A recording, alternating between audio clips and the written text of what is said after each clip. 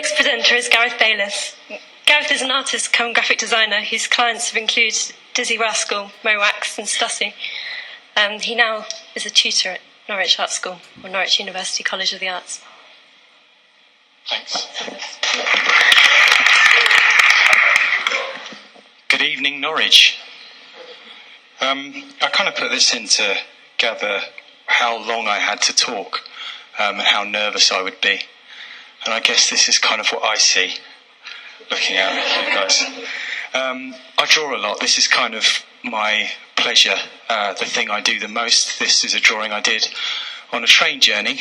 And it's just something that I kind of have done ever since kind of picking up a pencil. And it's just, I'm very self-indulgent. I call myself an artist now, but my background is graphic design. I can't really leave graphic design alone. It's kind of drawing, that kind of thing. The symbol in the corner is something I did for One Little Indian record company. Bjork didn't like it. It kind of says a lot about my career in graphic design, really. I kind of use technology in a way where I just like to learn new skills. So I'm interested in symbolism, visual trademarks. The Apple sticker is a Traveller logo. Traveller is my kind of brand. This is a drawing that I did for a campaign about kind of trying to get kids to stop stabbing each other in London. A friend asked me to kind of contribute to. And any chance that I get to put my drawing out there is kind of where I'm from, really. To quote Larry David, I revere wood. It's something that I've always been interested in, kind of drawing, capturing, and also the kind of nerdiness that you get from being a graphic designer, where everything has to kind of be in its place and considered, and asking hundreds of questions of something. I don't know. I just try and keep myself interested. Been doing it for quite a while now. This is a personal project that I haven't really spoken to anybody about, but it's I've been collecting photographs of beautiful things that people have dropped for about 10 years.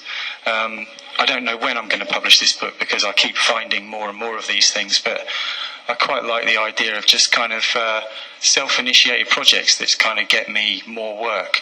I'm working on a new zine. Zine culture and that sort of thing has blown up since I began working in that kind of genre, I suppose. I was fortunate to publish a zine with a well-known kind of zine publisher called Neves, and since then that has been made into an app. It's just a really nice way of kind of sounding off about things. They're quite personal, quite diuretic, and quite kind of the moment, allowing you to kind of publish where you're at. It's kind of my war on Apple and how they can just fuck off. Just a bit sick of it, really. I think that kind of it kind of allows me to do that sort of thing. And like I say about learning technology, like the stickers and stuff that I make, and this recurring kind of hippie peace logo that I deal with. A friend down the road is a conservationist, taught me about working with living willow. So I like to get my hands dirty, learn new skills. I was talking to some students the other day about the kind of Napoleon Dynamite, kind of good wood skills, good drawing skills. It's good to have skills. These are wooden tanks. Quite like the notion of playing war, something that you kind of have as a kid. Let's play war. These are kind of, I don't know really. I don't know, I think they're funny. I kind of draw a lot of things in wood that don't make sense and are kind of pointless. It would be pointless to make that. This is an intense drawing that has a lot of kind of symbolism in it, but starts to become quite abstracted, and that's kind of where I've headed with my drawing work. I had the fortune of being asked to be part of an amazing show at Aid and Abet Gallery in Cambridge, and they used this piece of artwork for their promotion. I did a residency there. If anybody doesn't know about Aid and in Cambridge, you should go and check it out. It's right near the train station. This is kind of where I'm at with recent stuff.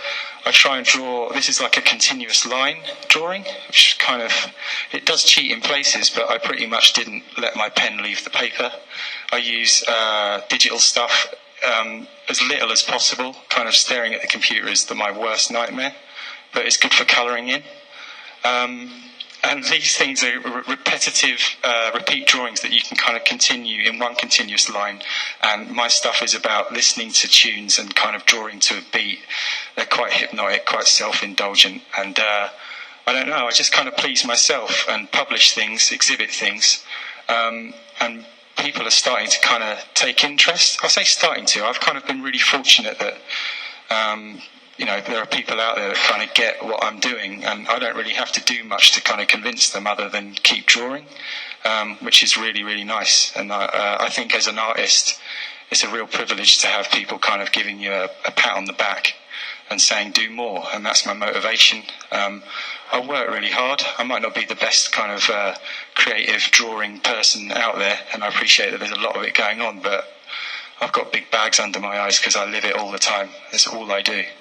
I'm fortunate. This is something I did. The last thing was published in Australia. This is part of a recent print portfolio, project called Eastern Pavilions, which has a lot of art centres in the east of England. This swarm piece has become a bit of a visual trademark, and you can get a T-shirt with one of these designs on in the Tate Modern. Unfortunately, it's just the Tate Modern shop. I'm not quite in there yet. Tubes, something that a friend of mine said you could draw these things for the rest of your life if you wanted. I kind of feel like I will be drawing them for my entire life. They're just self-indulgent, and people seem to kind of respond to these kind of things, and they're kind of tributes to being neat and a graphic designer. This is a giant advert for you all to come to Ipswich, where I have a show at the old art school.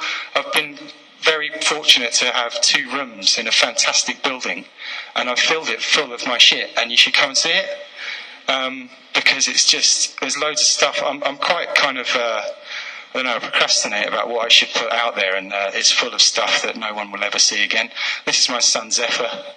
That's kind of why I do it, really. This is me helping him climb a particularly high green gauge tree during the summer, and it's kind of a comment about digital photography, and it kind of got ruined, and there's I kind of hate digital, I think, at the moment. I'm kind of all about drawing and hands-on and process. I just put this in as a kind of serendipitous thing that kind of came up whilst I was looking through old photographs, and it's a photograph I took in a graveyard in Portsmouth. It's kind of humbling. It kind of makes me think about what being a real artist is about. I quite like how it's made out of a bucket. And that's me. Thanks for listening. Thanks for having me on board.